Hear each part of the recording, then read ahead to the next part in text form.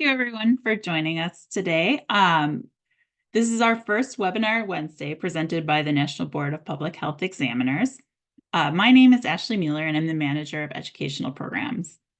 This year at MBPHE, we are celebrating 15 years of certification, and in that time, we've certified over 12,000 public health professionals. We are excited for you to be here today and part of our community.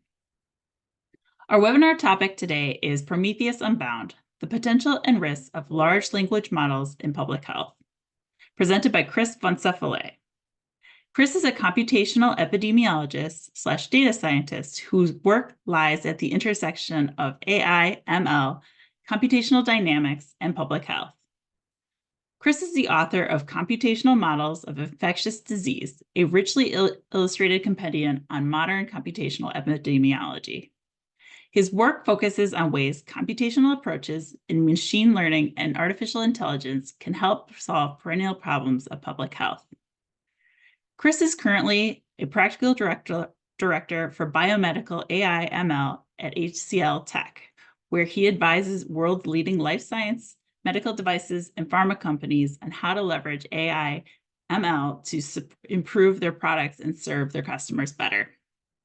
He is also a visiting thesis supervisor at the Faculty of Mathematics at the Budapest University of Technology and Economics, and a fellow of the Royal Society for Public Health. So with that, I'd like to turn it over to Chris for our presentation. Thanks so much for the great introduction, Ashley, and welcome everybody. Good morning, good afternoon, or good evening, wherever you might be. It's great to be here, and as Ashley so kindly introduced myself, I'm just going to cut this very, very short.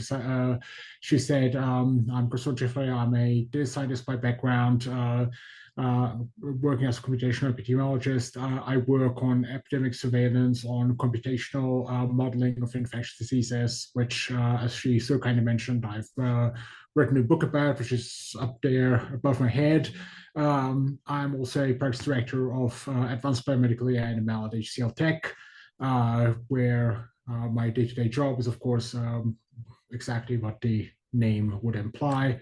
Just a very quick disclaimer that I'm always bound to mention, just that while all of these organizations are awesome, they do not necessarily endorse or agree with what I'm saying. Statements made in this presentation are my own. These are my own positions, and they do not necessarily reflect the views of US government, the Commonwealth of Virginia, HCL America, HCL Tech, or any other organization or board I'm associated with. By way of personal background, I live in Denver, Colorado, and I have a golden retriever. That's always very important to note in these webinars and conversations. These slides are available on this link here. The slide deck is there, as well as all the materials. I generally treat these slides as just bullet points along which I'm talking rather than something hugely essential. So this is primarily going to be a talk rather than a view kind of presentation. So if you hate PowerPoint, you're in luck. What we're going to be discussing today are 5 topics. First of all, what LLMs, large language models, are. We're going to discuss that very briefly, but it's always helpful to be clear about the province and domain of what we're going to be talking about. Why they matter, what's new about them, so to speak. Machine learning has been around for quite some time. In fact, I'll give a bit of a historical overview in a second, but most of these technologies have been around for a very, very long time. But there's been a lot of discussion about large language models and the kinds of large language models that we currently have, GPT, etc., over the last year or so. And as somebody who tends to introduce their background to these things, as I've been working on these things well before they were cool, I tend to mention that they do have a longer history, and this longer history is important to understand because it highlights to us what's new about what we've currently got and what's different. We're briefly going to discuss how they're different from other machine learning models. Spoiler alert, they're not all that different, which means they have all the same issues. We're going to discuss briefly how they can be used in public health, as well as how they can be abused in public health, and finally how we can use them responsibly. And this is such an important topic.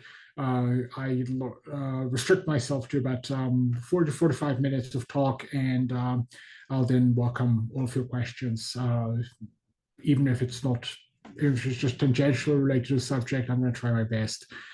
Because I think this is one of those topics where it's very important to have an open, frank discussion of these things. What we are not going to discuss, there are a couple of things that we're not going to discuss. I give the example of finite and infinite horizon, discounted returns and policy optimization, which if you know what that is, you're in the wrong talk.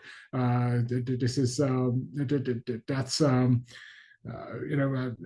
generally, I don't want to discuss any hugely technical points. This is a bit of a one of those workshop manuals, one of those users' guides to large language models, rather than going into deep detail about how these things work down to the whole detail. If you were wondering whether you should attend this call because you are generally a little scared of maths, there is going to be one slide that's going to have some equations. I'm going to give some warning in advance before that, so you can just meditate or do something about that. This isn't going to be a very technically heavy presentation. It's going to be about principles rather than about the maths. I do give the maths kind of presentation about 2 to 3 times a week. So I do that a lot to various audiences, ranging from students to senior executives and government decision makers. And I always find that sometimes there's a little bit more need of the big picture view, which is what we're trying to do today. I'm also not necessarily going to engage in the wider social issues outside public health about large language models, where it's going to steal our job and or take over the world. Those are legitimate questions. I'm not saying anything about that, but that's just a little bit outside the province of this talk. And I also generally tend to separate issues that are particular to large language models from issues that are generic to any technology. Any technology can be used and abused. Any technology that can be used for good can be abused for evil. So as far as the wider social implications are concerned, I'm going to be relatively thin on those. My assumptions for this talk are you know a little bit about machine learning, you know a little bit about what it is,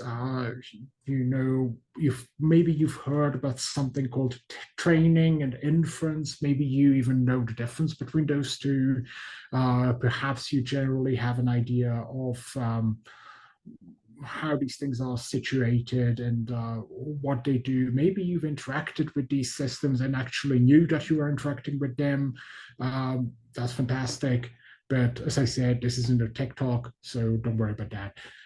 You probably have a good understanding of what the concerns of public health are, which you should do. You're all probably, like me, mostly certified in public health, so you're all public health professionals, public health leaders, likely. And if you're in this call, you're public health leaders who take their continuing education seriously. So I have absolutely no doubt that you're going to be just fine on that count. And as I said, you can suppress whatever visceral reactions you have to mathematics for one single slide. I'd like to just give a little bit of a motivating example. And this is something I've been thinking about for a very, very, very long time, ever since I first learned about this. And that was way before large language models. There's a photo that I didn't manage to find a good copy of, so that I could actually present. There's a photo of room 161, building 6, which I think doesn't exist anymore in its original form, down in Atlanta, the CDC. In 1981, a lady called Sandy Ford was working there. She was a drug technician for the CDC. And one of her jobs was to keep track of requests for a drug called pentamidine. Now, pentamidine wasn't manufactured in the US, it was manufactured in the UK, and the US government bought stocks of it. When a physician had a patient with pneumocystis carini, or now it's called pneumocystis jirovecii pneumonia, PCP, they would dial up the CDC, and the CDC would dispatch the stocks from the national stockpile for them. They've done, they're doing this, as you might all know, for a number of other drugs. So it's very interesting because in April 1981, was Ford noticed there's been a bit of an unusual uptick in requests for pentamidine. She would normally field, a call every once in a blue moon, and now suddenly there were multiple calls from both coasts for it. Clearly, there was a sudden uptick in pneumocystis carini pneumonia, and this was a very interesting first bellwether signal that something was going on. And eventually, if you had to wonder, if you had to set a date for when did we first learn that there was an HIV/AIDS pandemic, this probably would be that date. Now, what is so shocking about that is how late that was, I think. By then, so by 81, we've had the early cases, right? We've had the cases that were pre the two genetic samples, ZR59 and DRC60, right? We've had the first American cases in the 50s and 60s. We've had pediatric cases in the 70s and late 70s for a lot more activity. We didn't really have a quantitative data point. All of this was essentially a signal hidden in a lot of noise. What's that noise? Well, medical records. They were mostly on paper at the time, but even to this day, if you had something similar emerge in electronic medical records, electronic health records, most of that would be in plain text. And plain text is complex. Free text information is really difficult to quantify. So, I always wondered, as I said well before GPT and all this was around, is what would we do differently today? Would we learn something differently today? Would we be able to understand free text, which is how we as humans communicate most of our things? Even physicians, I'm not meaning to imply they're not human, obviously, but even physicians communicate everything in a very text-based way. How would we pick up on these things today? And large language models fit into that picture very interestingly.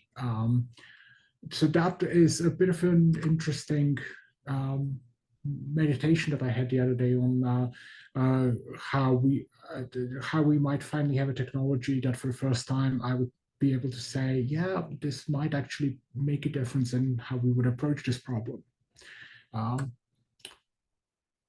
I'd like to do a little bit of a thought experiment. And here's what I'd like to do. I'm going to discuss 3 tools with you.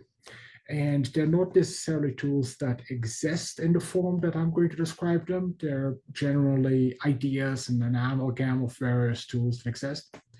And I'd like you to think a little bit about what you think about them. Give me your knee-jerk reaction, as I like to say. Instinctively, if I told you that this tool is available to your public health authority, or that your that you might be able to deploy this as part of your research, or whatever setting you're in, your hospital, would you be comfortable using such a tool as an end user? How about as a public health professional? How would you resolve that potential conflict versus being the subject versus being the person who uses it? And think a little bit about what you think about a world that has things like that in it. So with that, I'd like to give you the first tool to think about. And as I said, I always like to start my presentation a little bit, presentations a little bit about getting you to think a little bit about these tools before we go into the details and about the mechanics of what language models are and what they do. Let's think a little bit about what we feel about them. So, number one is imagine a tool that can use social media data, and based on that, it can look at geographically co-occurring patterns of symptoms of, say, infectious respiratory disease. So it would go on, say, Twitter, Facebook, any of these tools. Twitter is now called X, I believe, and look at all of these tweets or zeets or whatever they're called these days, and try to figure out, is there a local uptick somewhere of more people complaining about having the sniffles? As humans, especially as humans on social media, are notorious oversharers. They will definitely, tell you if they've been down in bed for the last week with a cold or flu. This is a very interesting tool. The tools like this do exist, by the way. These belong to a wider discipline called social listening, and tools like this do exist to analyze what people are talking about. Until quite recently, they've been relatively crude tools. They were basically looking for keywords and keyword frequencies. Now we can actually understand the context a lot better and understand what the meaning is a lot better.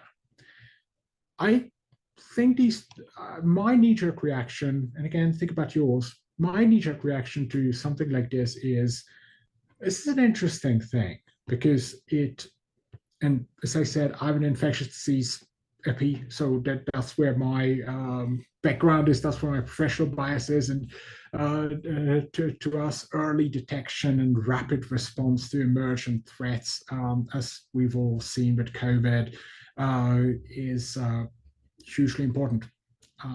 Very interesting. On the other hand, it feels a little bit, I can see how I might, for instance, worry about privacy risks. So I would probably be comfortable using a tool like this, but still feel a little bit of unease. And if that's your reaction to it, you're probably not alone. Let's say a second one. It's a pharmacovigilance tool that isolates symptoms from passive reporting systems. So think FAIRS, any of those those systems, and creates a distant early warning system for adverse events. The big problem, of course, with all of pharmacovigilance is that by the time you realize there's a problem, that product's been out, that product's been administered to people. It's very difficult to unring the bell or unscramble the eggs. Once the product has issues, initiating a recall, as any of you who might have been involved in a recall know, is tremendously logistically difficult. So the sooner you figure out what's going on, the better. Now, most of these systems, of course, have the bulk of the information in what we call the unstructured field. So for VAERS, this is the box where somebody writes a narrative of the symptoms. And until quite recently, it's been very difficult to analyze that. I've written several papers on VAERS, and it's always been tremendously difficult to analyze the unstructured field because the quality varies. Especially for passive reporting that's open to the public. Sometimes you get non-physicians or non-providers filling those in, and sometimes those are highly subjective. Sometimes they're not necessarily in a useful language. Whereas there's some interesting examples of that, and that is going to be an issue now. These large language models and I've done some recent work on looking at plus reporting in the vaccine context and various context with these large language models, and I've found that they do make analyzing this data a lot easier. Well, they do have a bit of potential in giving us this early intervention potential, a bit of potential to prevent harm early. But they're also, prone to misinterpretation. They're also prone to living off the data that they've been provided. What if the source data is wrong? What if the source data is open to abuse, which, again, we know it in the various context, especially recently. A third tool would be one that I've seen some of my colleagues who do qualitative research use a lot. One of the big, as any of you who do qualitative research know, one of the big impediments to doing qualitative research is having to look through interviews and other materials and just code that. And that, of course, is time consuming, it is expensive, it creates a barrier of entry to these things. So what if you had a tool that basically you give a coding schema to it and it codes interviews? I think that's a great tool. I've seen some implementations, some tools like this. Some are better than others. So far, of course, they're much cheaper than even hiring a graduate student to do the coding, which is how people get qualitative research done these days. But at the same time, there are the attendant risks, garbage in, garbage out. There are black box effects, by which I mean we don't necessarily understand or can't necessarily interrogate why these systems make these decisions. So I've given you 3 examples of 3 tools. And the general idea was to think a little bit about what these tools are like and how we feel about them. Let's see if we're going to talk a little bit about what these tools are made of, or what tools like this are made of, and how we feel about them afterwards. So I'd probably like to start with, I'm making a little pun here, the word set free. There's a novel by H.G. Wells called The World Set Free Now, which predicted the use of nuclear devices well before we obviously had that. And I think in many ways was a bit of an interesting theory on what Wells thought the world would be like after that. Didn't turn out like he said it, by the way. What I feel like is that for a lot of our research, our plain text data has really been inaccessible, and these language models have given us a way to interact with this new kind of data, which is such prevalent kind of data, in a new and interesting way. So let's see how that affects our work in public health. First of all, what is a language model? I've talked a lot about large language models. Quite simply, a large language model is a mathematical model. It's a sequence model. What that is, I'll tell you in a second. It operates on what we call tokens in sequence. So tokens in sequence is basically just a mathematical way of saying words next to each other in a particular order. By sequence, we always mean that they're not just like a bag of words, which is something that, by the way, used to be the leading idea behind natural language processing until quite recently. But instead, it looks at the order that they're on. It is trained, so these models are, they learn something about language by being trained on a corpus of text, which is basically a collection of sequences of tokens. That's essentially the training data. Most often these tokens are words, but as I said, they can be anything. In linguistics, they quite often phonemes and morphemes. In some other contexts, we sometimes have full sentences. There are adaptations of language models that are entirely outside. The language models have been used to reason about protein sequences, and then the tokens are individual amino acids. Quite interesting, but outside the purview of this talk. What happens in a language model? I promise you this is the only slide that will contain any maths. There are the entirety of large language models, everything you see, GPT, all this stuff is basically implementations of these two relatively simple equations. What I mean by relatively simple is I can actually turn them into simple human sentences. There's one part which we call training, which is find me parameters that describe a function so that for each sequence of tokens, A, B, C, D, it tells you what the most likely next word is. And inference is the reverse of this, which is given a sequence of words A, B, C, D, what is the most likely next word? This is all language models do. To give you an example, if I told a language model the capital of Hungary is, and tell me the next word, it would generally tell me it's Budapest. Why? Well, quite simple. During the training process, we present these language models with a ton of data. A ton of that data is, words next to each other, as I said. And most likely, when that language model during training encounters the words, the capital of Hungary is, the next word is Budapest.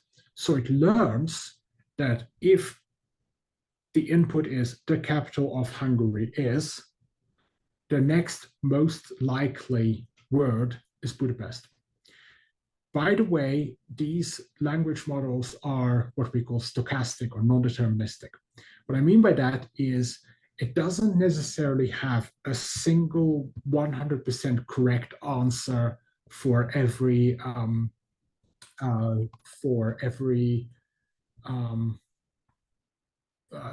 sequence of tokens preceding it. What I once again mean by that is some things have very simple answers. So the capital of Hungary should always be followed by Budapest. If it's followed by Prague, the model is making a mistake. On the other hand, if you ask it to complete the sentence, Denver is, which is the city I'm living in, Denver is, there are a lot of answers that it could possibly have. And if we present it with all kinds of data, it might learn a bunch of things. Denver is also known as the Mile High City. Denver is one of the highest lying cities in America. Denver is a popular destination for people who like outdoors stuff. So there are multiple options, and the system generally chooses at the inference stage an answer, so to speak, randomly. Well, not entirely randomly. What it does is instead of learning what the right next word is, it learns a probability distribution. So, for the example with Budapest, is the capital of Hungary is, it's going to be a very, very narrow one. Budapest is going to be extremely likely, and everything else is going to be hugely unlikely.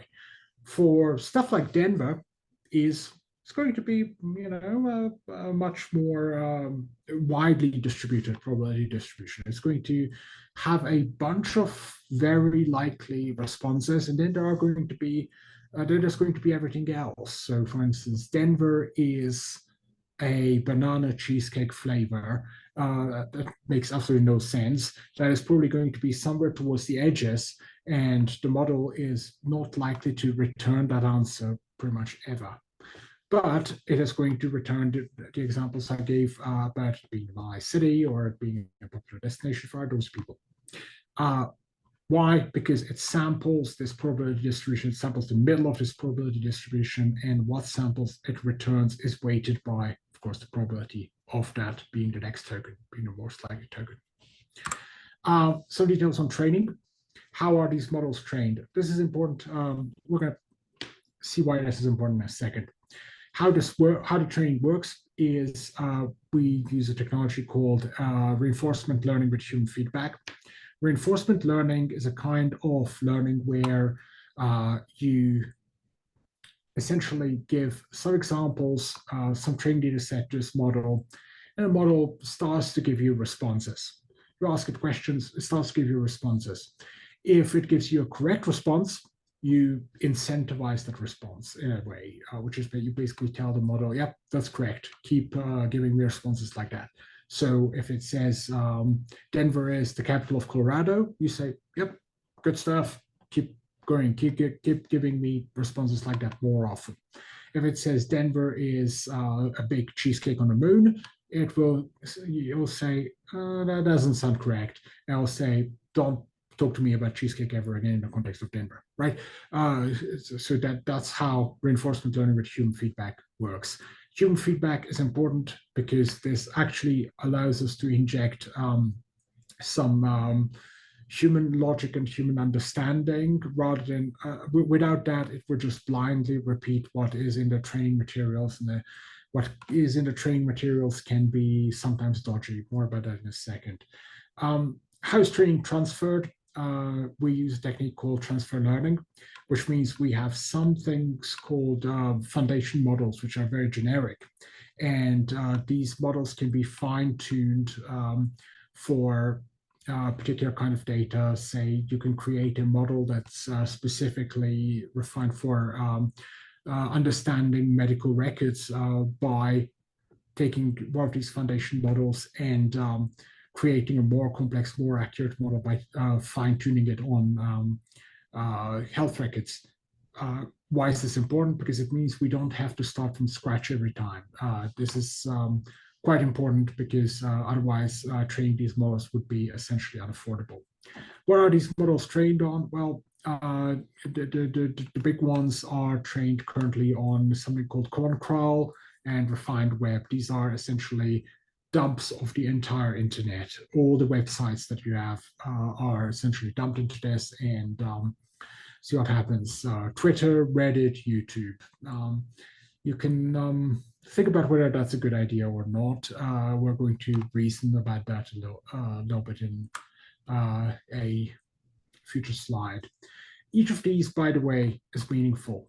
So from the way this is learned, policy preferences in reinforcement learning create different choices. For instance, if you ever played around with ChatGPT, sometimes you get an answer saying, I'm sorry, I can't answer that because it's against my guidelines or principles. We call these guidelines that are injected, we call them guardrails. When there's a guardrail violation, the model is supposed to tell you, nah. So if you ask it, how do I make explosives? How do I plan assassination? It should probably say, it probably wouldn't be a good idea for me to tell you. And that's the correct response. But what goes in there is a policy preference. What I mean by that is people can have legitimate ideas and disagreements as to what a model should refuse to answer, and how these models are trained have a huge influence on that. Transfer changes context, which is, of course, I mentioned this with the issue of medical information, and source corpora, of course, change the model's understanding of the world. So I give the example of taking a large language model, train it on hardball detective fiction, and asking it how it would resolve any interpersonal problem with a gun, probably, which is, of course, the wrong answer. We do not want that, which is what highlights the fact that training these models on bad information is going to give you something that will perpetuate that bad information, which is why knowing what models are trained on and selecting the right training data set is so incredibly important. Now, what is very interesting is that if you train these models on sufficiently large data sets, their answers will start making sense, which is the Budapest example that I gave. The model doesn't necessarily have an idea of the world, but it can pretend really well to have an idea of the world. What I mean by that is the model doesn't need to know what what a capital is, or what Budapest is, or what it means that city A is the capital of country B. What they can do is, if they hear the capital of Hungary is Budapest, if they hear that information often enough, they can reason from that, and it will start to become something that is similar to knowledge. Um, Now, there's always a little bit of a philosophical disagreement as to what the meaning of knowledge is. And if any of you in the room are epistemologists, I'm very sorry to have strayed into that territory here. I'm not meaning to insinuate that these language models know the way that we know about things like what's the capital of Hungary, but that if you ask them a particular question, they will give you responses that will start to make sense. And at the same time, they will give you those responses without really understanding it. And I think if there's one thing you take away from today is about the way these models work, is these models at the same time can be very reliable in retrieving information. If you ask it questions like, what's the capital of Hungary? It will give you the right answer almost all the time. And at the same time, not have an understanding of what they're talking about.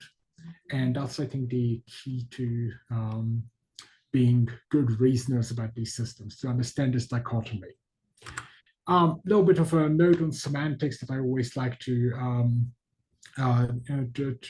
bring up. There are a bunch of concepts going around, and sometimes people confuse this. Just to unconfuse them, let's go from the widest to the narrowest.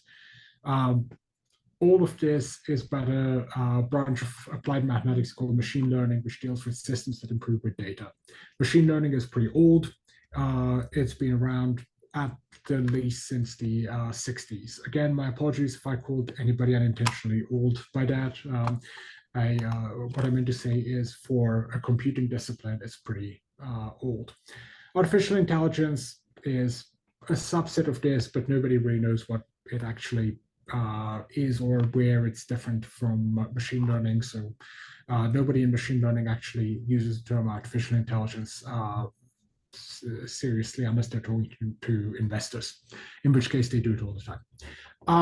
Large language models are essentially the use of these AI techniques to tackle language modeling. And there's one model called the Generative Pre-trained Transformer, GPT, which is hugely successful, which we all use. And of course, there's an implementation of GPT called ChatGPT, which we all like, or have at least played with, that is designed to use to attract as a chatbot. But deep down, GPT is just a token. It's basically a sentence completion machine. If you give it 3 words, it gives you the 4th. If you give it 10 words, it gives you the 11th. ChatGPT is a version that's adapted to simulate a kind of interaction with it. So what we have found, as I said, and that's where this comes in, is we basically, if we train these models with enough data, they will start to make sense. Let's see what the consequences of that are. And this is where it gets interesting. These language models are uniquely powerful tools.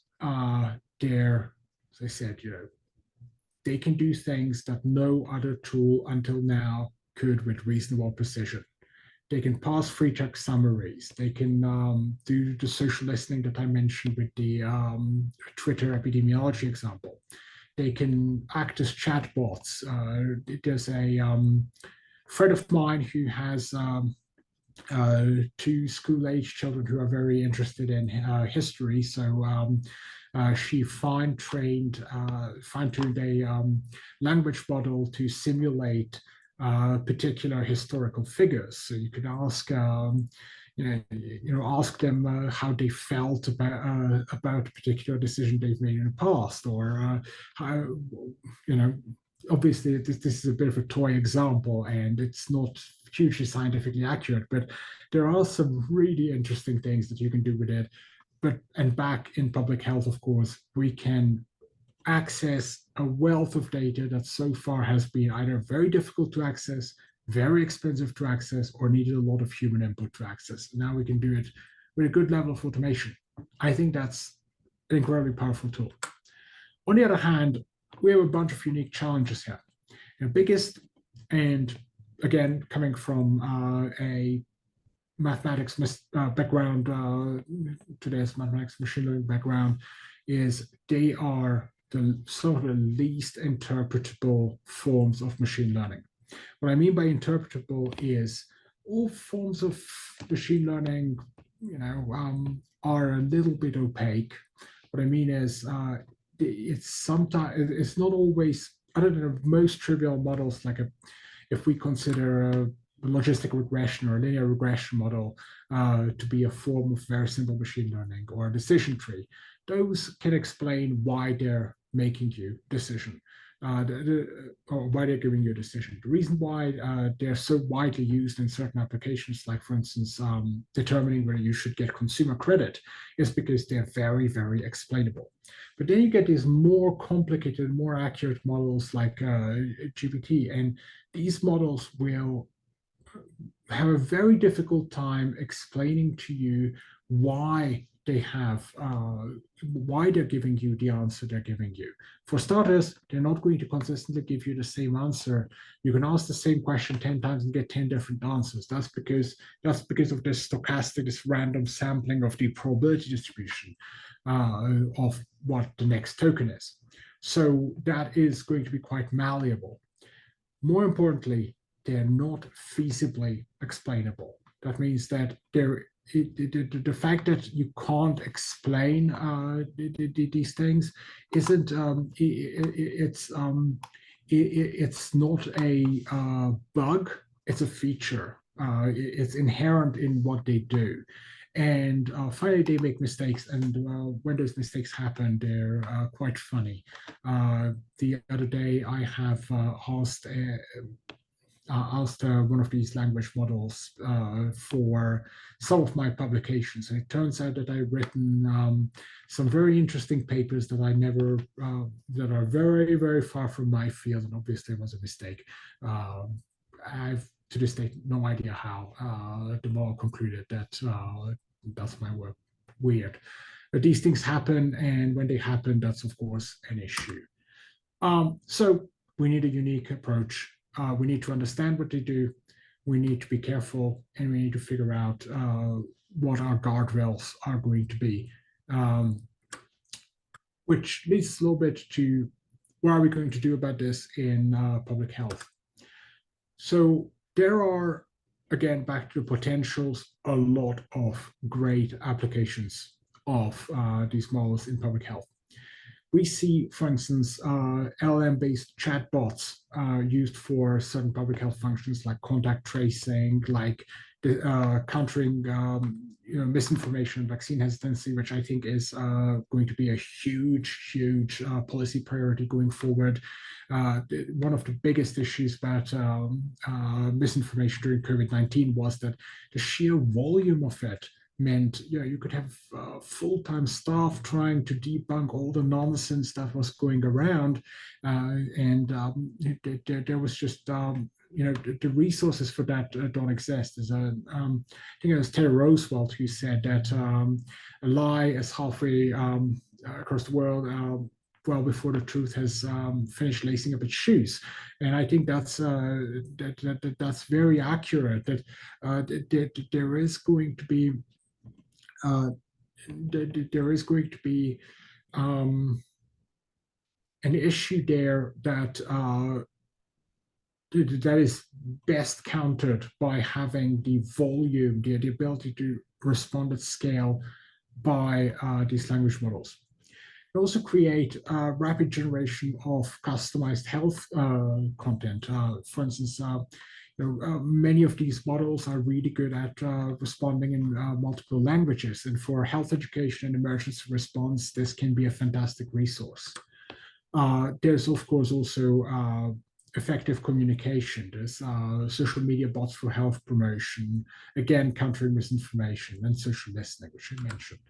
For analytical use, we get the ability to analyze free text data, so clinical records, social media, automated coding of qualitative data, and entity extraction. I see a question by James about that. I will get to that in a second. But there are named entity recognition and concept extraction models. They are typically fine-tuned, and I can give you some examples there on.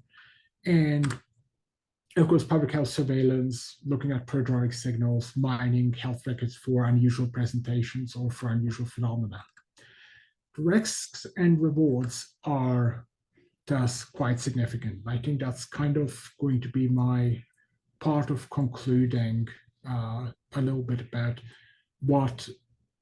where we are. Now, this is obviously an emerging field.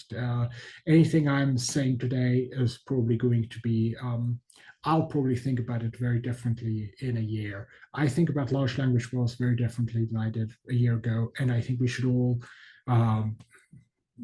be comfortable with the fact that this is an evolving field. And just as times change, our responses to it we should be okay with changing our responses to it.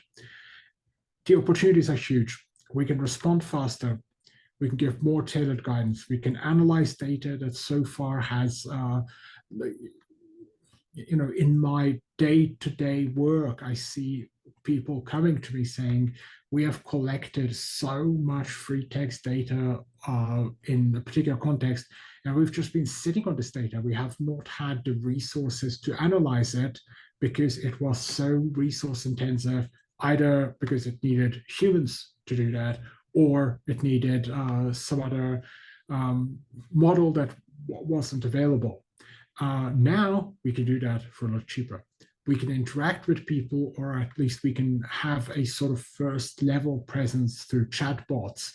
We can create better, more custom experiences through custom language and content generation. On the other hand, there are big issues. There are going to be issues with privacy. There are going to be issues with equity, which is, of course, on one hand, who has access to these tools, who develops these tools. The people who develop these tools look and act and are a particular way. How do we make sure that their ideas about the world, their inherent biases, their implicit biases don't make their way into these models? What's a just allocation of scarce resources? These models cost a lot of money to train. They do have a significant environmental impact. How are we making sure that this doesn't create a world of language model haves and language model have-nots? The people who can leverage these models because their country or their environment or their setting allows for it, versus the people who are more cash-strapped or resource-austere environments who can't necessarily avail themselves of things. How do we keep this in a kind of global commons, as a kind of global resource? And of course, how do we make sure that we do not algorithmically entrench existing prejudices and preferences? How do we make sure that a model that we train on human history, and human history being what it is, how do we make sure that some things don't necessarily make themselves in there? A lot of the source material that these models are trained on have some pretty harmful views, and reinforcement learning with human feedback is supposed to filter some of these out, but some more subtle views. There have been studies recently that essentially try to interrogate the moral maps of these language models and try to ask, what kind of lives do you value more? And there are some ways in which certain prejudices that these models have learned from the internet have made their way into it. Do you want somebody who's been trained on the internet of the late 90s, early 2000s, making decisions about life and death? I don't know. It's kind of that was kind of part of my upbringing, and I'm more on the no side for that.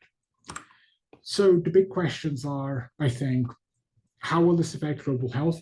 Which is, how are we going to make this a global resource rather than something that currently primarily serves the more affluent, the global north, so to speak. How do we make sure that this doesn't create a new divide, new digital divide? I see this among clinicians. There are clinicians in well-funded, usually university hospital centers, who know everything about these language models and read all the papers. Jana has a paper on LLMs every other day. So at the same time, then you have the clinicians there who can barely get by with their caseloads at maybe at a free health clinic and don't necessarily know all that much about these tools. How do we make sure that their patients both get the best standard of care? How do we keep these divides from becoming bigger and bigger? How will this affect the allocation of resources? Again, how do we not reinforce existing biases? I ask a little philosophically as to whether we're headed for heaven or hell.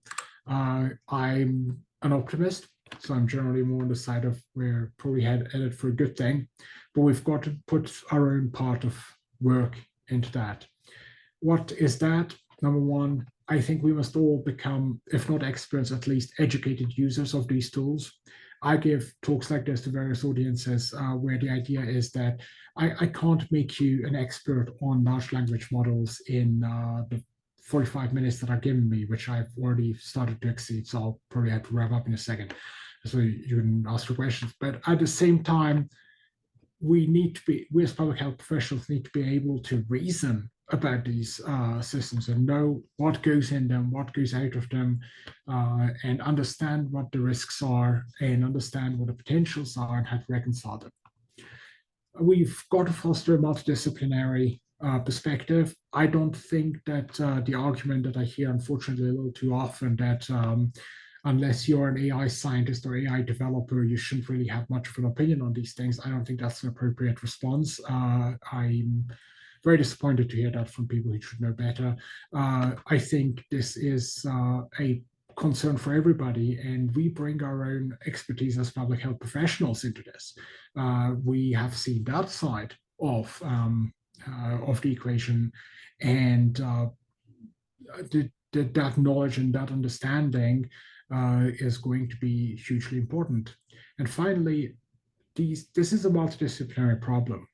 This is not a computing problem. This is not an IT problem. This is not a maths problem. This is policy. This is society. This is equity. This is, and we as public health professionals are, of course, experts on especially things like equity. I think it's important that we make sure that we have that voice and that we are part of that conversation. So with that, I'd like to recommend what I like to call the coalition of solutions, which is bring in the technical, the social, and the public health perspective. The technical perspective is, of course, the tools that we have, better guardrails, more interpretable, more explainable solutions. The social perspective, which is what I think everybody should have, strong ethical stance. I'm all in favor of innovation, but also in favor of responsibility, both to each other, to the public, and to the planet. And our public health perspective, which is, as I said, where we have a unique role to play, equity and justice values that have always been at the core of our job in public health.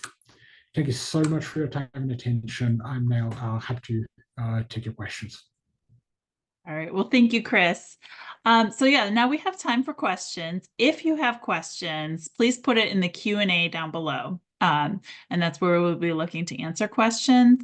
If you want to discuss the questions, you can always put your comments in chat. But if you want a question for us to go over, please put it in the Q&A so we catch it. The first one, I just want to make sure we answered it fully, was from James.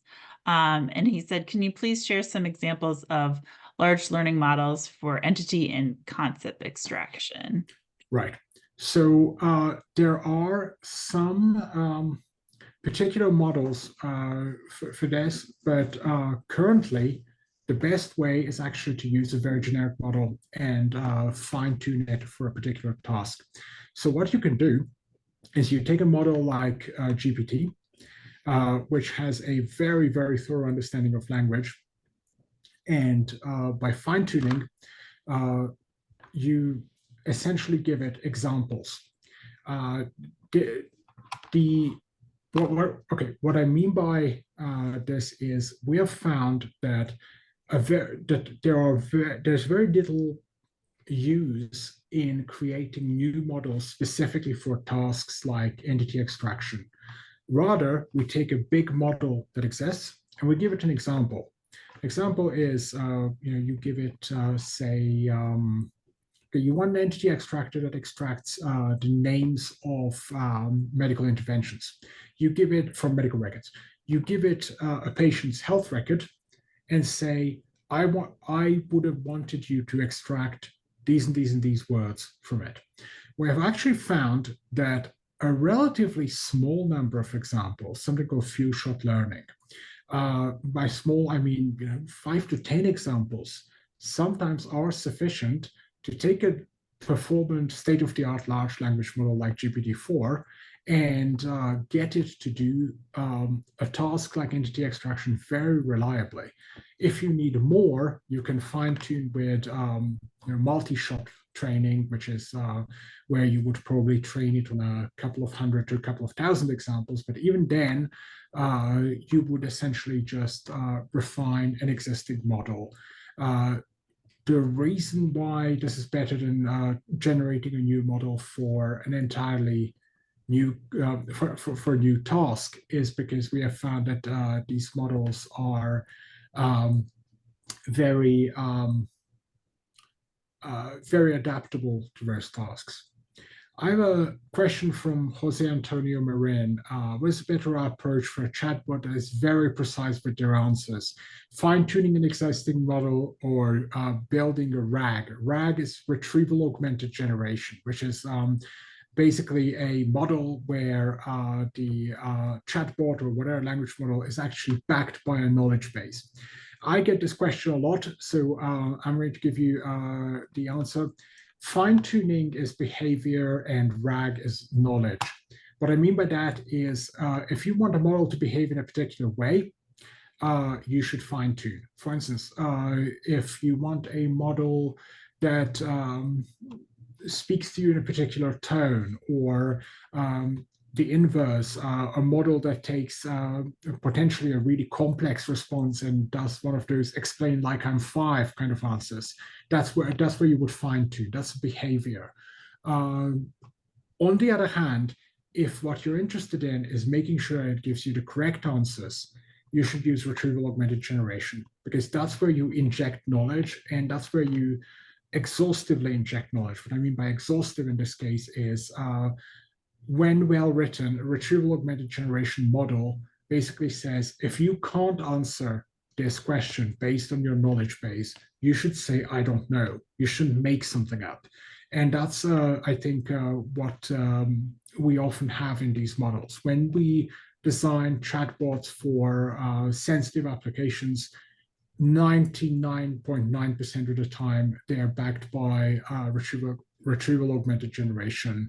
And if there is fine-tuning, the fine-tuning is to determine how to handle issues when they don't know, which is typically basically say, I don't know.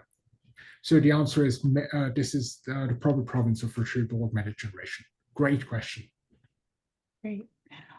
We have one more question. This will be our last question for today. So large language models are expensive to train and require vast computational resources. How can we ensure that the benefits of large language models can generate for public health and remain globally accessible regardless of means?